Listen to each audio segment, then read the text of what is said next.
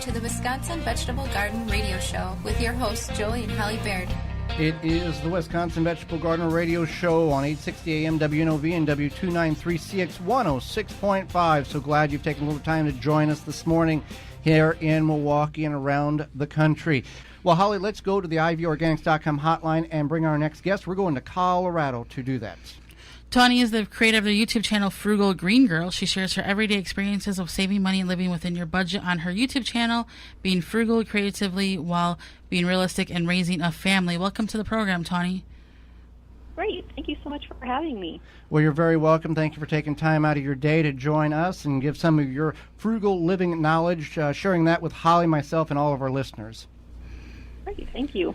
Okay, well, I want to start with this. What happened? You know, not everybody is able to be frugal for whatever variety of reasons. What was the aha moment or the life-changing event that caused you to say, hey, this is the path I need to go with your life and your family? You know, as a child, I came from really humble beginnings, and while that was really hard, it really taught me the value of hard work and being smart with what we have. And so dictionary.com, explains, being frugal is just being economical in use or expenditure, saving prudently and not sparing, not being wasteful, and just requiring few resources. And so I knew that that was really the way that we would be able to give our kids the best life, was just to, be as smart as we could with our money. Now, that was your upbringing. What was your husband's reaction when you said, hey, I think we need to go this route? Or was there any resistance at all from him? There was at first, but as he saw what kind of results was, produced, it was really actually a pretty easy transition for him. Okay. So many people may be, many people may be good at setting financial goals or staying on budget for a while, but then get sidetracked. And I do this. I'll be like, I'm going to save money. Then I see a cute shirt or a skirt or something I want to buy, and all of a sudden I'm like, well, it's only, maybe $15-20. And you see it on sale, too. And I see it on sale, too, which is, also the bad part. How do you stay on track? How do you keep focus without getting too sidetracked from seeing things like that? I can totally relate to that. And honestly, I'm a big fan of visuals. Something like a vision board, but it doesn't necessarily have to be that specifically. So just having little reminders around that we can see, like inspiring quotes or pictures of the thing that we're saving for, or, some kind of a chart that, tracks when we're buying down our debts, or, again, those savings goals, those types of things. Just having things that we see really helps keep me on track, because in the end, life is just full of decisions. Saying yes to this really means saying no to something else.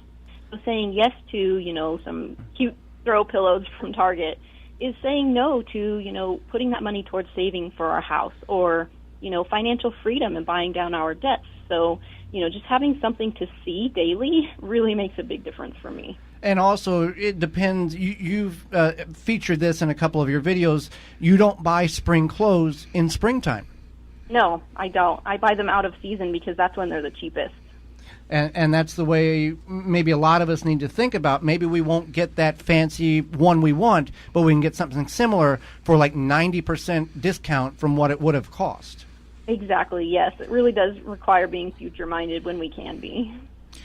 Now, so what are some frugal everyday things you can do to save money? Most people know, if you work outside the home, bring your lunch, it's going to save you some money. But what are some other really good things?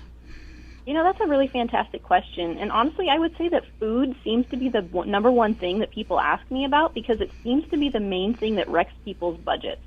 So I just recommend doing and bringing, like you recommended, from home everything we possibly can. So make and bring our coffee, bring a bottle of water. These little expenses really do add up. So I meal plan for our dinners so that we're never tempted to eat out, and on a busy day, even utilize the crock pot. Just things like that. It just really keeps us, from being in the stores during the week. We'll go grocery shopping during the weekend and then not spend any money during the week, which is, what really keeps us on track with our budget. Well, and you talk about bringing your own coffee now based on where you get it, and you know where I'm talking about. Some of these coffees are $5 or $6, and you do that exactly 10 or 15 times. That you're looking at almost $200 yes. just on coffee. Yes, it really does add up. So $5 to $15, a day seems really harmless, But when you add it up, that's like $1,300 to $3,900 a year. I mean, that's a lot of money to pad our savings, a really nice vacation, whatever, people have as their goals. So you talk about being frugal every day. What is something that you absolutely say, no, I'm not being frugal on this, and where do you draw that line? I feel like when it crosses the line is when it becomes cheap. Like, I'm always going to be fair with other people. I'll always pay what I owe. I'm never going to be a taker, so go out with other people and always expect them to pay, skipping on a tip. Anything that hurts other people or makes our lives or other people's lives unnecessarily harder is definitely where it crosses the line. I would definitely have to agree. So I guess you did a video on this, but my car is personally getting older. I've had it for 13 years. It's 14 years old at this point. At what point do you let it stop nickel and diming you, and then you look for something else? I can honestly relate to this, especially right now, because my husband's truck is broken and we need it repaired. So yeah, this is definitely something we're thinking about right now, actually. So yeah, good job for maintaining yours and keeping it going for 13 years. That's great.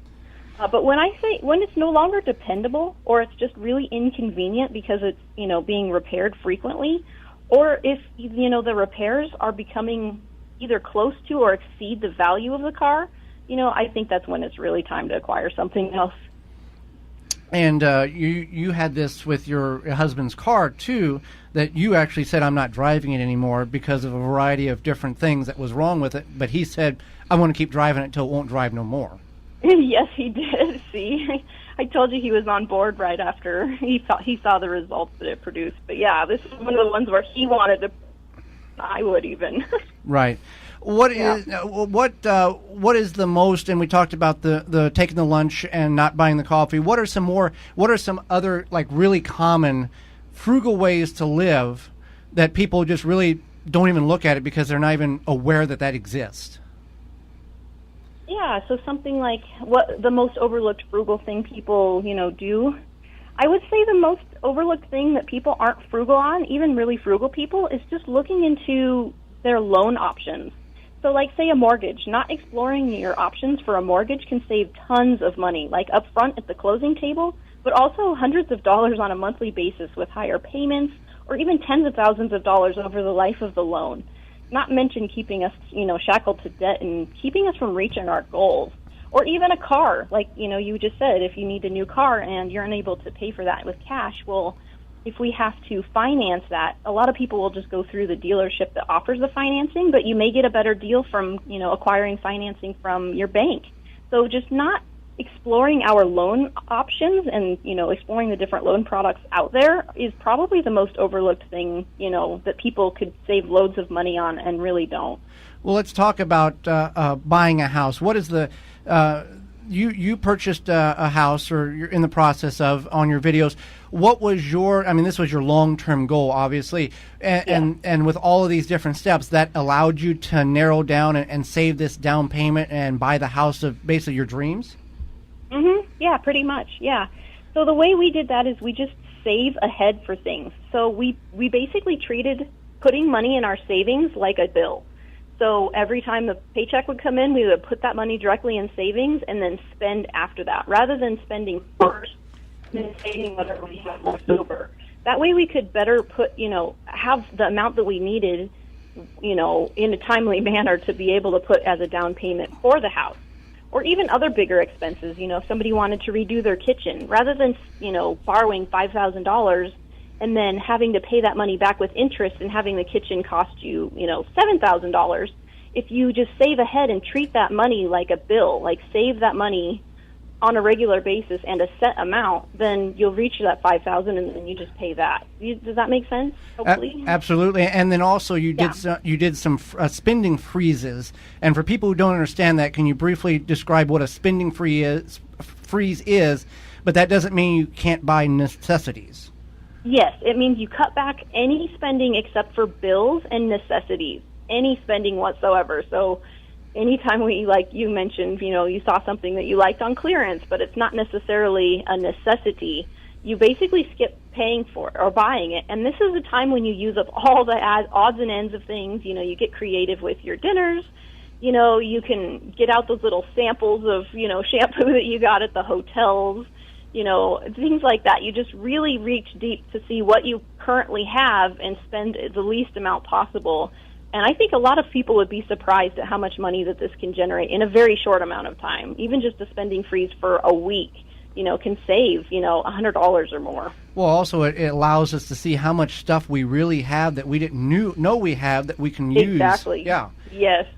Well, I appreciate you taking time. Holly and I both appreciate you taking time to spend a little time with us, sharing some frugal living tips with all of us. For people who want to find out more about you, what's the YouTube channel that they can go visit?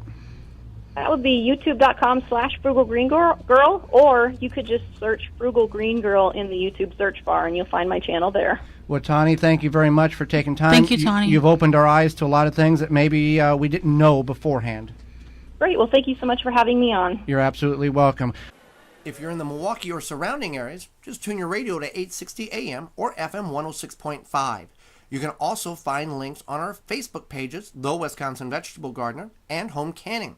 Our website, thewisconsinvegetablegardener.com, click on the radio tab at the top of the page, then click on the Listen Live button, and you'll have immediately access to our live program. Mobile devices work very well also. Go to your app store and download for free the TuneIn app or the Simple Radio app. Then search WNOV 860, save it to your favorites, and you can have access to our radio show live wherever you're at in the world. Our radio program will also have podcast replay under the radio tab several days following the live broadcast. You can find all of these links in the show notes below. Our show airs 9 to 10 a.m. Central Standard Time every Saturday, March through the end of October. And we want to thank our sponsors because without them, this would not be anywhere possible. You can find all of their links under the radio tab on our website at thewisconsinvegetablegardener.com. For more information, please visit thewisconsinvegetablegardener.com.